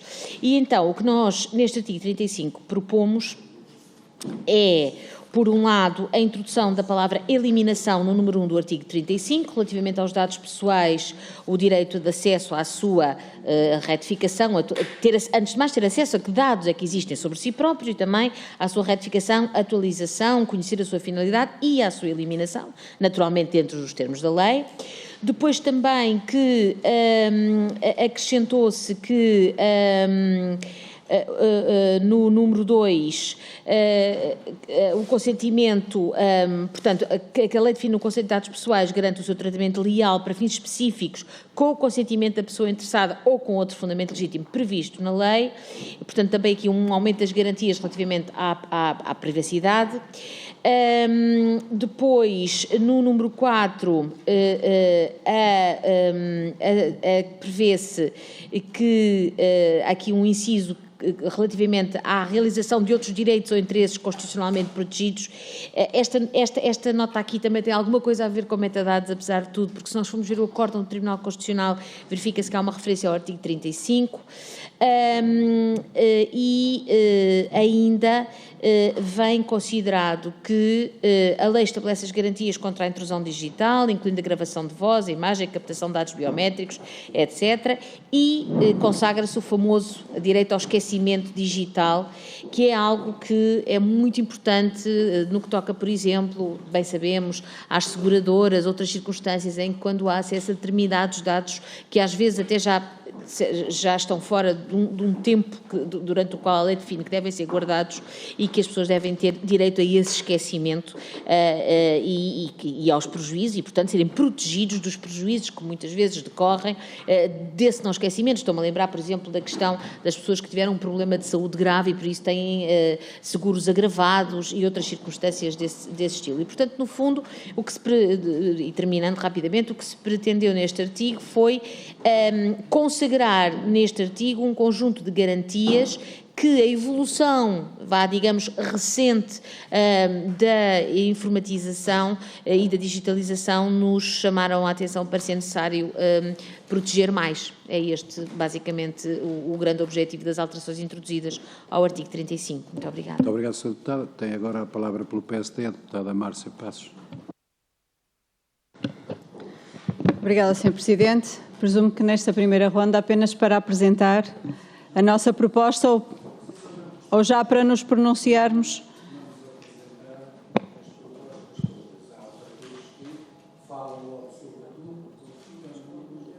Muito bem, muito bem. Então, nesse caso, dizer antes de mais o seguinte, o PST tem aqui uma proposta de alteração, é a introdução do direito ao apagamento de dados pessoais, objeto de tratamento informático, neste mesmo artigo, e isto porquê? Porque o Regulamento Geral da Proteção de Dados consagra exatamente este direito e veio conferir mais direitos às pessoas e reforçou os direitos já existentes, impondo mais transparência nas comunicações entre as entidades públicas ou privadas, responsáveis pelos tratamentos de dados e os titulares dos dados e ao definir regras específicas para o exercício de tais direitos. É o próprio artigo 17 do RGPD que consagra o direito ao apagamento dos dados, dizendo que o titular tem o direito de obter do responsável pelo tratamento o apagamento dos seus dados pessoais, sem demora injustificada, e este tem a obrigação de apagar os dados pessoais também sem demora injustificada. Portanto, a proposta que o Partido Social Democrata faz é no sentido de compatibilizar o RGPD com o texto da Constituição, atualizando a Constituição da República Portuguesa às novas realidades que decorrem da permanente inovação tecnológica. Aproveitaria, então, desde já este momento para tecer algumas considerações sobre as propostas dos demais grupos parlamentares. Há uma convergência, de facto, entre algumas propostas, incluindo com as do PSD, relativamente a consignar o direito ao apagamento ou na expressão utilizada por outros partidos, eliminação, o caso do Partido Socialista e da Iniciativa Liberal, ou esquecimento, que é o caso do Partido Livre, de dados pessoais objeto de tratamentos informáticos. O PSD optou por este termo, por ser, como já referi, a terminologia que consta do RGPD e onde ali se fala expressamente no artigo 17 de direito ao apagamento, apesar de ainda, entre aspas, lá referir o direito ao esquecimento, mas a epígrafe diz expressamente direito ao apagamento. O Chega também reconhece o direito ao esquecimento, mas numa perspectiva do direito de exigir a dissociação de hiperligações da lista de resultados apresentada após uma pesquisa feita pelo nome do requerente, e também esta perspectiva, como já foi apresentado, não é ignorada pelo Partido Socialista, que também propõe a consagração de um novo número 8 para este efeito. Queremos que esta dimensão do direito ao esquecimento digital também deverá ser ponderada e, portanto, também acompanhamos esta preocupação. De facto, indo buscar aqui alguma inspiração e motivação ao que diz a própria Comissão Nacional de Proteção de Dados, ela própria diz que tem o direito de obter junto dos motores de busca da internet a desassociação de hiperligações da lista de resultados apresentada após uma pesquisa feita pelo seu nome, refere-se aqui ao delisting, e essas hiperligações têm de ser individualmente especificadas no pedido. Quanto às propostas do Partido Socialista, elas introduzem um vasto conjunto de alterações, portanto, além destas, para além da questão da consagração do direito a exigir a eliminação de dados ou o direito ao esquecimento digital, e na sua globalidade cremos que estas propostas merecem ponderação, à exceção da eliminação da norma que proíbe a atribuição de um número nacional único de cidadãos. Neste assunto em particular, acompanhamos a posição assumida pelos professores Jorge Miranda e Rui Medeiros, que consideram que a introdução do número único significa a possibilidade incontestada e legítima de construir uma imagem completa da pessoa pelo Estado, que, conjugada com a possibilidade de localização espacial que já permitem as operadoras móveis, o uso da via verde, as redes de internet, o sistema da CIBS, leva a temer a perda total de privacidade e de algumas liberdades do cidadão, pelo que entendemos que esta garantia deve ser mantida. É uma anotação, o que eu acabei de citar, dos professores referidos à Constituição, e é uma preocupação que acompanhamos. Entendemos que a necessidade de proceder a alterações ao artigo 35, alterações que decorrem maioritariamente da necessidade de adaptar o regime da utilização de informática sobre os dados pessoais à grande dinâmica tecnológica e aos instrumentos normativos internacionais e comunitários vinculativos do Estado português, não justificam qualquer alteração desta proibição. Muito obrigada. Muito obrigado também, Sr. Deputado. Tem a palavra pelo Chega o deputado Rui Paulo Sousa. Obrigado, Sr. Presidente. Relativamente à nossa proposta, é assim, penso que já foi tudo dito sobre a alteração relativa a este artigo. No fundo, essencialmente é uma questão de semântica, falar de esquecimento, apagamento, eliminação, mas estamos todos, penso eu, a falar na mesma coisa, portanto, nós acompanharemos as propostas de todos os outros partidos também, porque no fundo estamos a falar do mesmo. Relativamente ao PS, que pede aqui diversas outras alterações, essencialmente vamos ponderar, possivelmente acompanharemos uma grande parte delas, estudaremos as restantes, mas penso eu que o objetivo aqui é mais ou menos similar entre todos os outros partidos, exceto realmente o PS, que propõe aqui alterações um pouco mais complexas e um pouco mais abrangentes. Obrigado. Tem a palavra agora o deputado João Coutinho de Figueiredo. Obrigado, Sr. Presidente. A proposta da Iniciativa Liberal é importante, mas simples, que é de incluir a menção do direito à eliminação de dados pessoais. Já foi aqui referido, há diferenças de terminologia, estamos mais disponíveis para encontrar uma palavra que seja aceitável para todos, desde que o princípio fique consignado na Constituição. Muito obrigado. Tem a palavra agora a deputada Alma Ribeiro. Muito obrigada, Sr. Presidente. Nós também entendemos que a terminologia eliminação é mais adequada e, portanto, nesse sentido acompanhamos o sentido geral das propostas aqui apresentadas sobre esta questão em concreto. A nossa proposta para o número 3 tem a ver com a proibição do tratamento de dados relativos a convicções filosóficas ou políticas, filiação partidária ou sindical, vida privada e origem étnica. As exceções atuais correspondem ao consentimento expresso do titular, ao processamento as exceções que agora são previstas, neste momento, correspondem ao consentimento expresso do titular, ao processamento de dados estatísticos não individualmente identificáveis e à autorização prevista por lei com garantias de não discriminação. E o que nós fazemos é precisamente eliminar esta última expressão. Nem sempre houve limitações à proibição do tratamento deste tipo de dados. Isso foi algo posteriormente introduzido. Nós não temos absolutamente nenhuma reserva ou nada contra aquilo que é o processamento de dados estatísticos não individualmente identificáveis. Isso, de facto, tem utilidade e não nos coloca questão. Agora, por duas ordens de contestação, apesar de acharmos a formulação aceitável. A questão do consentimento expresso do titular é, muitas vezes, algo que apenas corresponde a um desiderato, porque quando estamos numa relação que é, pela sua natureza, desproporcional, em que temos que, para termos acesso a um serviço, por exemplo, temos que aceitar condições que colocam restrições ou que colocam acesso aos nossos dados, estamos de uma forma a ser pressionados num determinado sentido e, portanto, esse consentimento não se pode dizer que seja propriamente um consentimento livre. Podemos dar outros exemplos, para obter um crédito, mesmo no trabalho, para ter um emprego, ter que ceder esses dados. E nós sabemos que, pronto, isso não é uma situação estranha à maioria de nós, termos que, sem ter muita vontade disso, partilhar ou aceder que os nossos dados sejam recolhidos.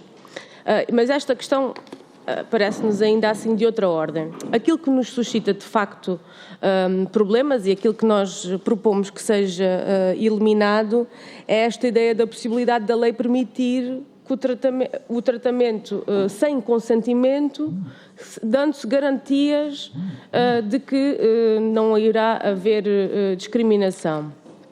E, portanto, nós entendemos que o não consentimento é a última dos limites que se pode ultrapassar, que não se pode ultrapassar. Portanto, nós não podemos abrir a possibilidade de que, independentemente de qualquer consentimento do titular, eles venham a ser tratados. Isso é ir longe demais. E as garantias de não discriminação, nós também as conhecemos e não são escrutináveis. E, nesse sentido, achamos que dados sensíveis, que correspondem a este tipo de dados, dados que são relativos a convicções políticas, a filiação partidária, sindical, a origem étnica, outros aspectos da vida privada, não devem ter a possibilidade de ser utilizados sem um consentimento expresso, uma vez que bem conhecemos um conjunto de perseguições, discriminações, formas de opressão com base exatamente em categorizações e com base em no fundo, em objetos de perseguição ou de repressão.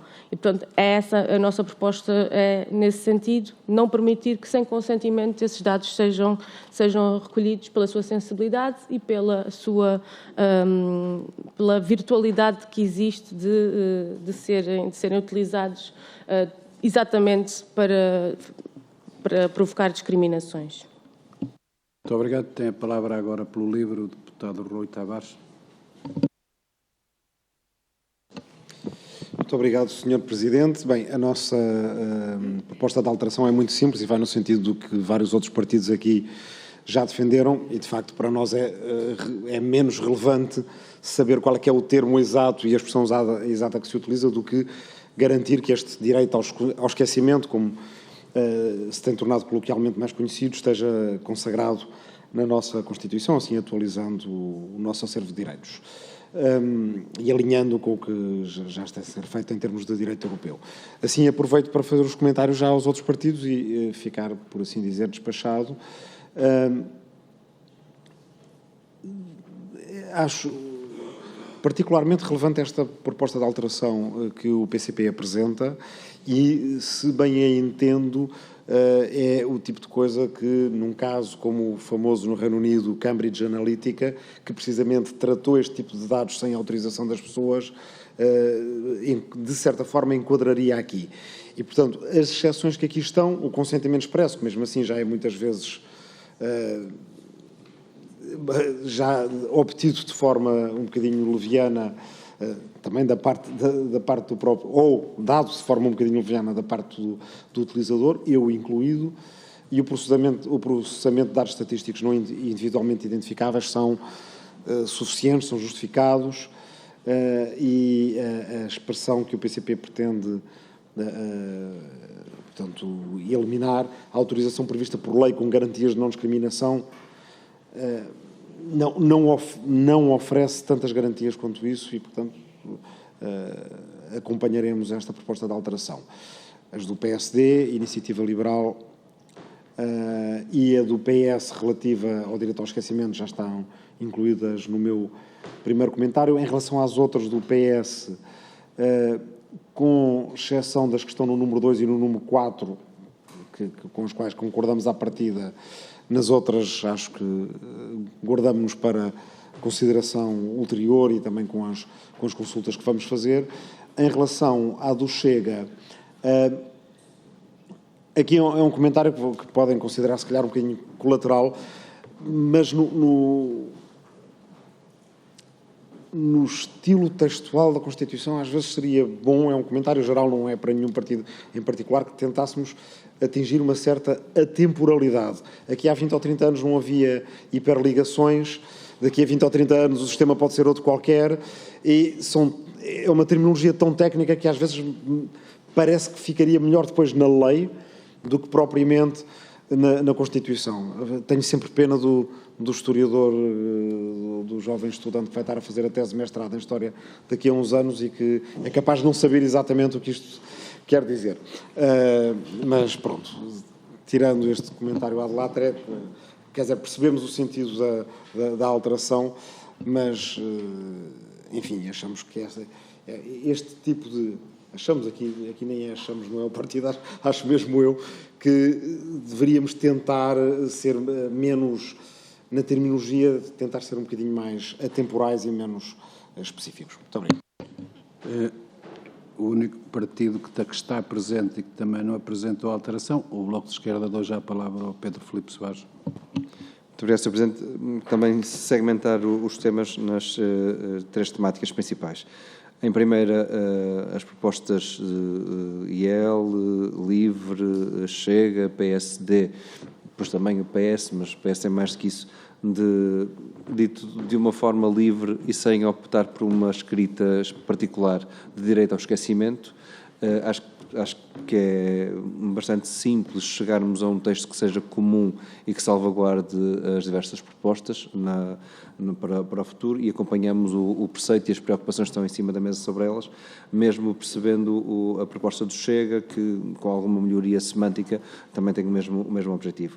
As propostas de alteração do PCP parecem-nos avisadas, a terem uma salvaguarda constitucional, e elas serão ainda mais visíveis nas suas consequências na dimensão em que a inteligência artificial também começar a ser cada vez mais usada para as mais diversas facetas da nossa vida, e por isso aqui os dados valem ouro e a individualização dos dados pode valer muita intrusão na vida das pessoas. Desse ponto de vista, salvaguarda nestas matérias fundamentais é aqui muito relevante e acompanhamos a ideia.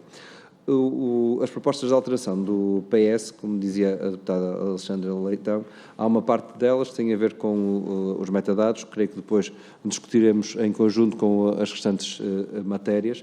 Há outras vertentes que têm a ver também com a forma como nós garantimos aqui o que é catalogado como intrusão digital, apesar de não ser tão taxativo na proibição como o PCP, porque apenas estabelece o conjunto de garantias por lei e não faz uma proibição de uso de diversa informação. É claro que também dirá ao PS e bem que uma coisa é dados que, por exemplo, de orientação religiosa, etc. Outra coisa são dados biométricos e cuja utilidade e uso pode ser diferente. Muitos cidadãos, não é o meu caso, mas usam a impressão digital, por exemplo, para ligar o telemóvel, e ele deveria ter a forma de validar que essa informação tem uma salvaguarda específica. Creio que é isso que está aqui subjacente à proposta do PS do número 7. Tenho uma dúvida que pergunto. Eu percebo algum anacronismo da ideia de um cidadão não poder ter um número para identificação geral. Percebo, por outro lado, que depois, quando nós desdobramos a burocracia do nosso Estado em diversas realidades concretas, essa realidade de ter tudo num único sítio, eu tenho dúvidas que seja mais benéfica do que a proliferação de vários números que hoje existem. E isto pode parecer estranho, dito desta forma, mas se nós tivermos a consciência da dificuldade que é ter um número de cartão de cidadão, porque implica um processo de acesso à nacionalidade. Ter um número de cartão de segurança social, que também é necessário, porque ele está associado o acesso, por exemplo, ao Serviço Nacional de Saúde. Ter um número de finanças da autoridade tributária, nós podemos dizer, bem, tudo isso seria mais simples se num único sítio houvesse um local onde tudo pudesse ser tratado. E idealmente é verdade. O problema é que depois também pode funcionar a versão ao contrário, que é, como tem que ser tudo tratado, havendo uma coisa que não funciona, já é o cabo dos trabalhos. E esta materialização prática, e eu percebo que da proposta do Partido Socialista não decorre uma imposição para a existência de um número único, apenas diz que deixa de ser proibido a existência de um número único, até poderia ser importante para alguma triangulação de dados entre os diversos departamentos do Estado. No entanto, acho que aqui há uma ponderação que eu pergunto ao PS se a fez e como a pensou para depois darmos corpo a esta proposta na realidade. Vai passar a palavra já à deputada Alexandra Leitão. Sim, muito obrigada. A questão do número único, de facto, naturalmente, ao eliminar a proibição da Constituição, não é uma imposição, tem a ver com aquilo que se pretenderia que, eventualmente, o próprio cartão de cidadão pudesse ser. Ou seja, a circunstância de a pessoa ter um único número de identificação e que permite resolver muitas das situações que hoje se colocam ainda de interoperabilidade entre serviços. Naturalmente, que do ponto de vista gestionário, acho que todos percebemos a facilidade que isso podia ter. Eu acho que criaria muito menos dificuldades do que entropias.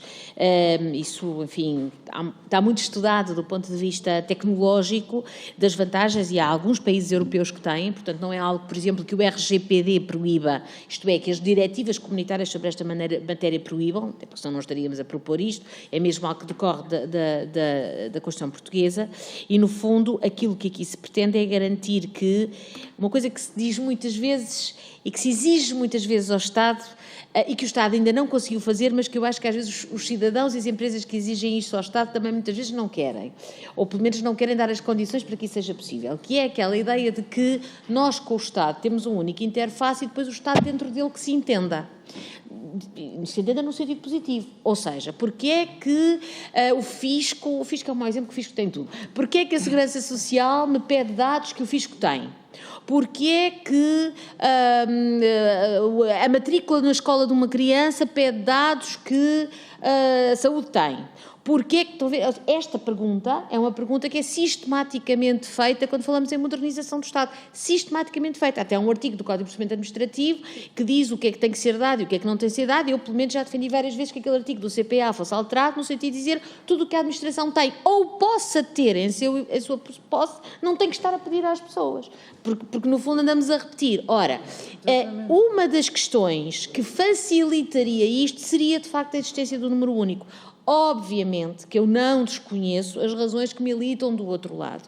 Nós vivemos no mundo moderno numa certa tensão entre os dados que damos em geral a todos e os dados e já nem estou a falar em segurança, em sistemas de informação, em processo criminal, também não estou a falar nada disso, estou a falar de coisas bem mais simples do dia-a-dia, de poder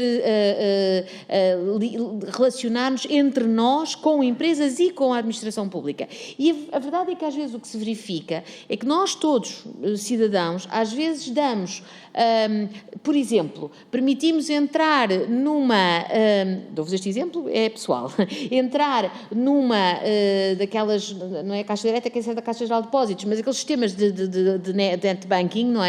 Com a nossa biometria. Isto hoje, com a administração pública, é muito difícil de fazer porque tem que ter uma cloud especial, não interessa agora as razões tecnológicas para que isso seja mais difícil com a administração pública. E, portanto, aquilo que aqui se visa é permitir, não é impor, é permitir, caso não estivesse aqui a norma, seria, como está, é proibido, que nós tenhamos a possibilidade de criar uma solução única que facilite esta relação do cidadão com a administração.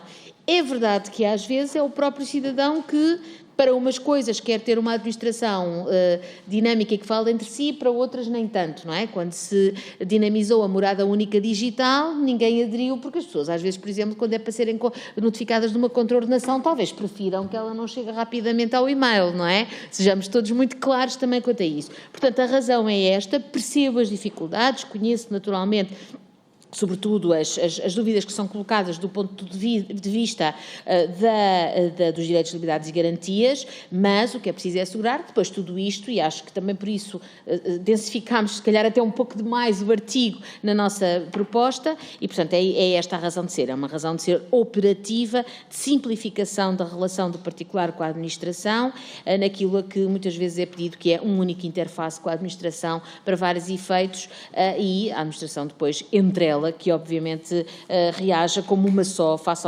ao cidadão. Mas, enfim, percebo as dificuldades, acho que podemos ouvir alguém no âmbito das audições que vamos aqui fazer, esta também ser uma dos assuntos a tratar. Muito obrigada. Tem a palavra o deputado André Coelho. Muito obrigado, Sr. Presidente. Eu pedi a palavra em função da intervenção agora da Sra. Deputada Alexandra Leitão, que me suscitou que interviesse. Precisamente, é evidente que esta é uma matéria que temos todos dúvidas e, porventura, o esclarecimento que poderá existir, como acabou de dizer, aliás, nas audições poderá ser interessante. Agora, não há dúvida também que, não obstante as dúvidas, eu que sou o antimanicaísta, nós aqui temos manicaísmos uns atrás dos outros, em quase todos os artigos, é sempre o garantismo e a segurança, assim, são vários, e aqui é outro, eu nem sei bem qual é que está do lado contrário, mas aqui no fundo é não nos expormos demasiado perante a autoridade. Mas depois também há o princípio da confiança e o princípio da desconfiança, e eu tendo a ser sempre favorável ao princípio da confiança. E acho que esse deve ser um princípio até público, não é? De forma de atuar. Eu guio-me por esse princípio e tenho tido várias amarguras ao longo da vida por ter esse princípio, mas diga-se que não abdico dele. Ou seja, prefiro arcar com as amarguras e manter-me com o princípio da confiança como sendo orientador da minha forma de estar na vida e na sociedade. E aqui igual.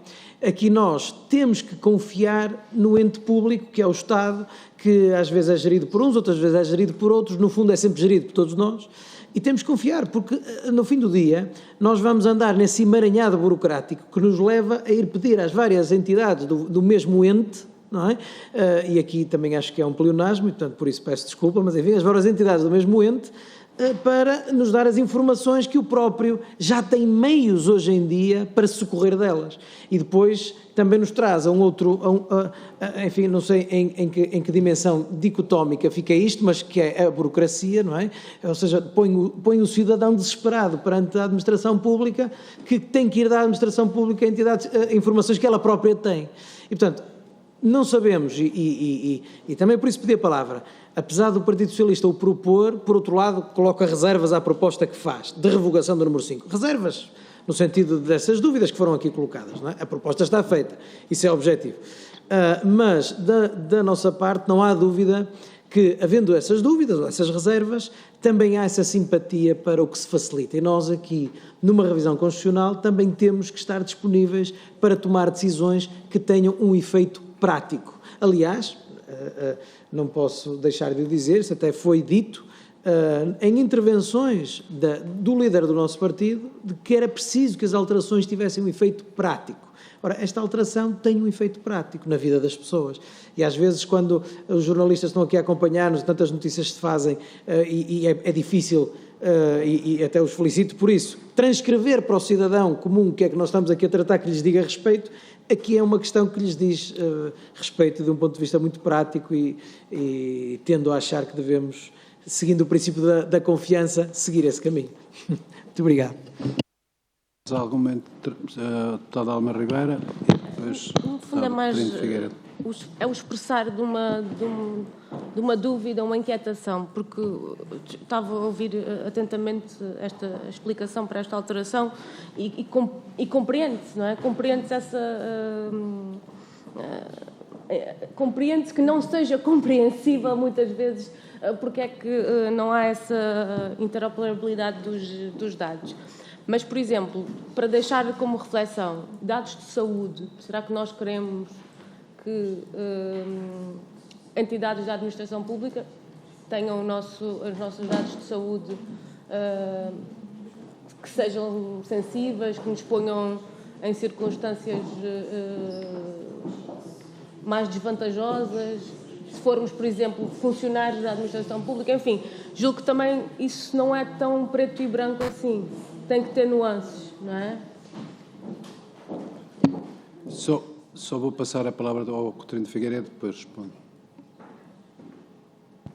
Obrigado, Sr. Presidente, porque realmente só tinha apresentado a nossa proposta, não fiz qualquer comentário às propostas dos restantes partidos. Começando pelas mais simples, as que também dizem respeito à alteração no número 1, incluindo o direito à eliminação, ao esquecimento ou ao pagamento. Quer com o PSD, quer com o LIVRE, será certamente possível chegar à tal palavra que todos nos possamos entender. Em relação ao Chega, percebemos a intenção de cobrir aquilo que estão aqui, no fundo, a querer pagar também de resultados de busca. Acho que a formulação tem que ser um bocadinho mais atemporal, como dizia o deputado Rui Tavares, mas percebemos a preocupação. Relativamente ao que o PCP propõe para a alteração do número 3, percebo o alcance, percebo a intenção, tenho simpatia por ela, mas pergunto, isto é uma pergunta daquelas que não sei se tem uma resposta imediata, se o próprio RGPD hoje em dia não prevê isto já exatamente, ou seja, que só é lícita a utilização de dados em cumprimento da lei e, portanto, se autorizações legais ou por lei para a partilha de dados não acabam por precisar desta disposição constitucional para serem lícitas. Portanto, fica esta dúvida, vou ter que pensar nisto das várias maneiras como a lei depois pode interpretar esta disposição constitucional, porque que há dados pessoais disponíveis em todo o lado é uma realidade, não vai deixar de haver, provavelmente vai haver cada vez mais, que ela deve estar protegida por um conjunto de disposições do tipo RGPD, também penso que é a melhor solução que encontramos até agora, não podemos deixar que as duas coisas entrem em conflito insanável. Já a proposta do PS tem muito que se lhe diga. Muito que se lhe diga, porque há coisas aqui que me deixam um bocadinho com a pulga atrás da orelha. Em primeiro lugar, a introdução de uma expressão no final do número 4, salvo em casos excepcionais previstos na lei e necessários à realização de outros direitos ou interesses constitucionalmente protegidos, parece inócuo, parece redundante com o princípio da proporcionalidade e com aquilo que já é disposto no número 2 do artigo 18, tal que diz que direitos, liberdades e garantias como este, de privacidade, só podem ser derrogados ou restritos mediante outros interesses constitucionalmente protegidos e na ponderação desses interesses. É posto aqui, mas depois é posto também no novo número 8 que propõe exatamente a mesma expressão. E agora que duas redundâncias no mesmo artigo, eu começo a achar se estão aqui de facto a fazer alguma coisa, qual é a intenção, porque isto vem o artigo 35º, a seguir ao artigo 34º, que hoje não vamos discutir, sobre os metadados. E não quero que esteja a entrar aqui para o artigo 35º aquilo que devemos discutir no 34º.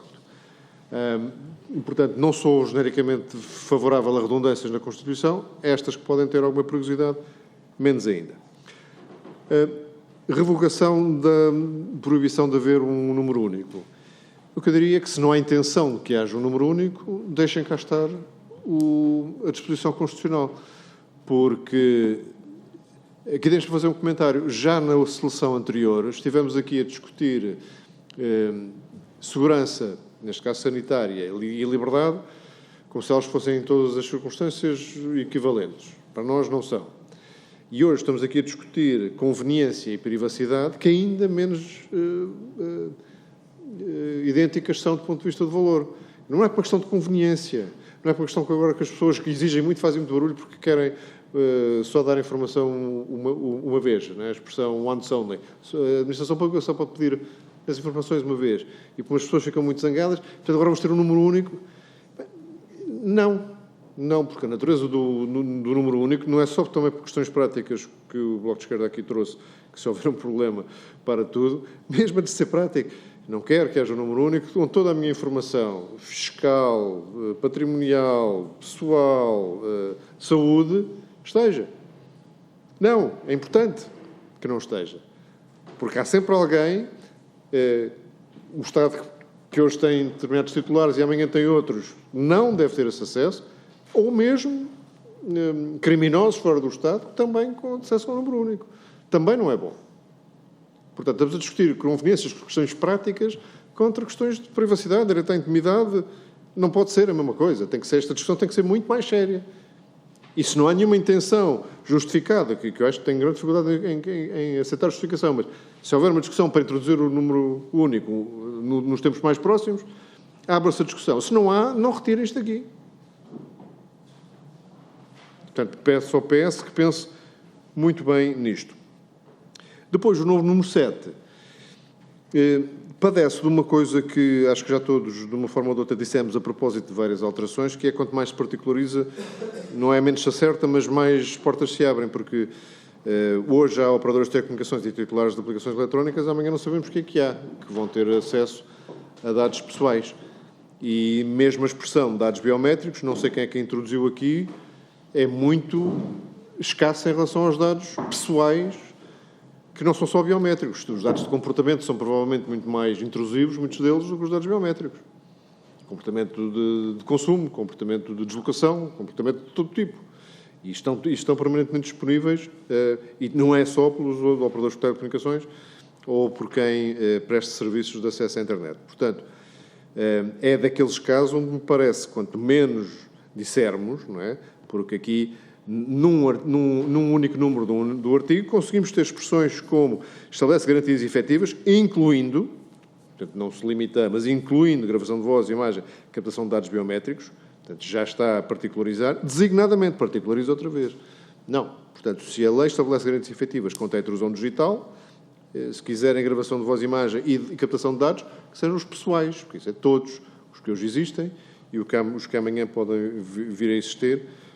Aqui até posso usar o exemplo que o deputado do 8º Tavares deu aqui algumas sessões atrás, de que qualquer dia temos alterações genéticas no nosso corpo e não sei se os dados já são pessoais no sentido biológico do termo, são outra coisa qualquer. O esquecimento digital aqui previsto no novo número 8, a pergunta é se esta disposição de que vai ser regulado por lei, e os termos em que o esquecimento pode ser feito, se não se aplica a dezenas de disposições constitucionais, isso é preciso estar aqui. Porque se já temos uma disposição, e o próprio PS também propõe, para eliminar, e se esta eliminação é, lato sensu, também uma expressão do direito ao esquecimento, é óbvio que não regulando a Constituição, a lei ordinária terá que regular. Eu pergunto-me se é estritamente necessário, mas isto é mais na lógica de não ter demasiadas disposições redundantes ou inúteis na Constituição. Portanto, tenho aqui um apelo para que o PS pense na revogação do número 5 e se de algumas destes apensos e particularizações são estritamente necessárias, porque acho que ganhávamos com isso. Muito obrigado. Não sei se quer dizer mais alguma coisa assim. Rapidamente. Quando às questões que tenham a ver com tornar a norma mais enxuta, tirar incisos que possam eventualmente ser redundantes, acho que naturalmente que sim, não vale a pena aqui exceder, acho que sim. Quanto ao número único, só duas notas. Não é uma questão prática no sentido de pôr em causa princípios gerais ou direitos ou valores por causa de uma questão prática. Vamos ver. Ter um número único não significa que todos acedamos a todas as informações, por exemplo, às de saúde. Significa que o interface do cidadão com todos os serviços é através daquele número. E peço-vos que pensem, por exemplo, certo, mas não quer dizer que do lado de lá se aceda a tudo, porque as regras do RGPD estão em vigor, por exemplo, e pelo contrário, até são mais protegidas. Ou seja, o facto de haver um número único não significa que quem não pode aceder, por exemplo, a dados de saúde, possa passar a aceder porque o número, em vez de ser o número do SNS, é um número único. É igual, o número único não dá mais poderes a ninguém do lado da administração do que o número do SNS ser separado. Agora, lembro, por exemplo, peço-vos que pensem, por exemplo, na diferença que é, por exemplo, para um cidadão estrangeiro que chega a Portugal e que tem que ir obter uma série de números diferentes para poder viver no nosso país e que de repente basta-lhe aceder a um único número que lhe dá acesso às várias valências. Há muitas vantagens que também não são elas apenas práticas, são vantagens que permitem, acho eu, a realização de um conjunto de direitos, digamos que eventualmente, sobretudo de natureza social, mas nem por isso menos direitos, e que ficam dessa forma facilitados. Dito isto, não quer dizer, e era sobretudo isso que eu falava, é que não haja depois um conjunto de garantias e cuidados que se devam ser associados a isso, e por isso vamos ouvir, e alguém, devo até dizer que nos termos não só isto não é proibido pelo RGPD e, portanto, pela diretiva, pelo regulamento que o RGPD, de onde decorre o RGPD, como até há muitos países europeus que têm, quer dizer, isto não é um problema de acesso ilimitado à informação, é facilitar a interface do cidadão e também a obtenção de um conjunto de dados pelo próprio cidadão, que escusa de bater a várias portas, pelo menos no primeiro acesso. Mas, em todo caso, acho que podemos continuar este debate, naturalmente, e se, designadamente, a eliminação, caso vá para a frente, deste número, exigir outras salvaguardas adicionais, pois estamos naturalmente dispostos para isso, caso vá para a frente, naturalmente. É só esta a lógica. Muito obrigada. Vamos, então, passar ao artigo. Pedem-me aqui que se passe ao 38, que também não se faça ao 36. É que não se faça o 36, porque não tem cá a pessoa, o PSD, para fazer neste momento.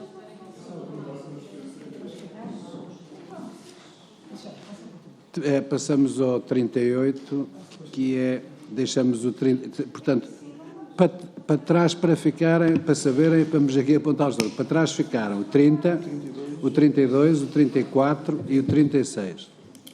Que é para ser todos, que na próxima reunião não vamos sair destes, portanto.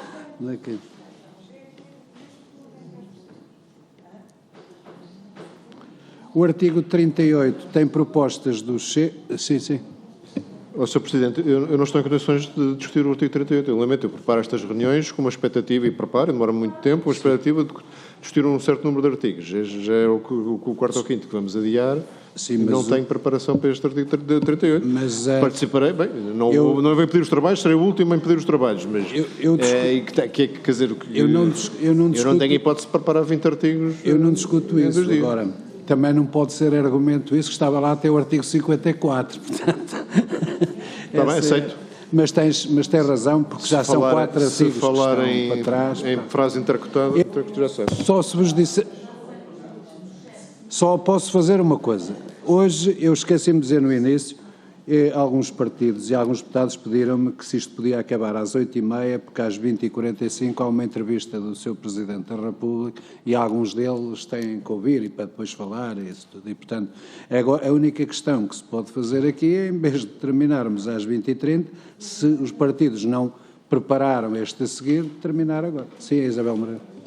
Sr. Presidente, eu ia propor exatamente isso, porque eu bem sei que em cada ordem de trabalhos, há um conjunto muito grande de artigos, mas tem sido experiência que não é execuível e raramente fazemos mais do que 2 artigos, 3 artigos.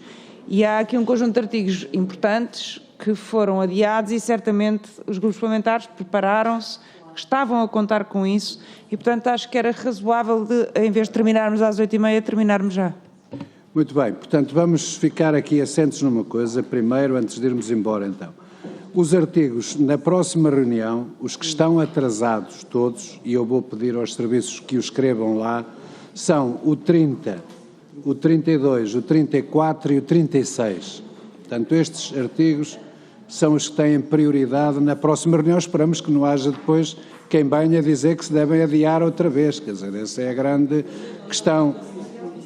É que os senhores deputados, está bem, mas os senhores deputados que adiam devem perceber isto, que é, também os outros têm preparados artigos que depois não se vão verificar e, portanto, essa questão é. E hoje terminamos por aqui, neste artigo, portanto, no 36.